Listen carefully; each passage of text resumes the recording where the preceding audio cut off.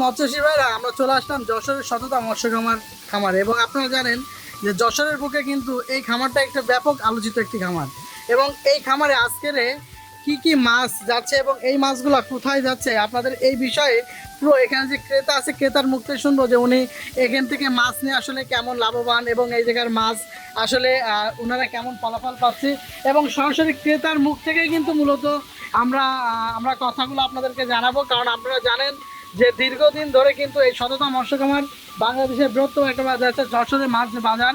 এই বাজারে কিন্তু এনারা মাছ প্রোডাক্ট সেল দিয়ে আসছে এবং আজকে আমরা কিন্তু সরাসরি সেই মৎস্যচাষী ভাইয়ের মুখ থেকে শুনতে চাচ্ছি। ভাই আসসালামু আলাইকুম। ভাইয়ের নাম? সুমন হাওলাদার। আচ্ছা সুমন ভাই, আপনি কোথা থেকে আসছেন? মুন্সিগঞ্জ থেকে। ভাই কতদিন মাছের ব্যবসা করতেছেন? 15 বছর। 15 বছর। ভাই আপনি এই যে সততা মৎস্য খামারে মাছ নিচ্ছেন কত বছর ধরে? 12 বছর। আলহামদুলিল্লাহ, কোনো সমস্যা তো হচ্ছে না। ভাই আজকে কত লাখ মাছ আপনি নিতে আসতেছেন? আজকে 20-25 লাখ। আপনি তো প্রায় মনে হয় আসেন মনে হয় যশোরে। তো যশোরে তো আপনি জানেন যে বহুত হ্যাচারি আছে এবং এই জায়গায় প্রায় হ্যাচারি মালিক সমিতির প্রায় 39টা হ্যাচারি আছে। তো আপনি সততা মৎস্য খামার কেন খুঁজে নিলেন? ভালো পাইছি। জি, তো এই জায়গার মাছ মাপ বা এই জায়গার টাকা পয়সা নিয়ে কোনো ঝামেলা আছে কি না, যেহেতু আপনি অনেক দিন ধরে এই মাছের সাথে জড়িত আছেন।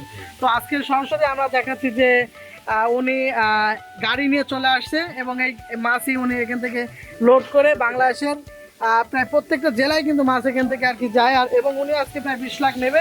তো প্রিয় মৎস্যজীবী ভাইরা, আপনারা ওনার মতো দেখে শুনে মাছ নিতে পারবেন। এখানে লক্ষ লক্ষ মাছ আছে এবং এই মাছ বাংলাদেশের প্রত্যেকটা জায়গায় কিন্তু এই সততা মৎস্য খামার যে প্রোপাইটার মোহাম্মদ আরিফ ভাই উনি সেল দিয়ে থাকে।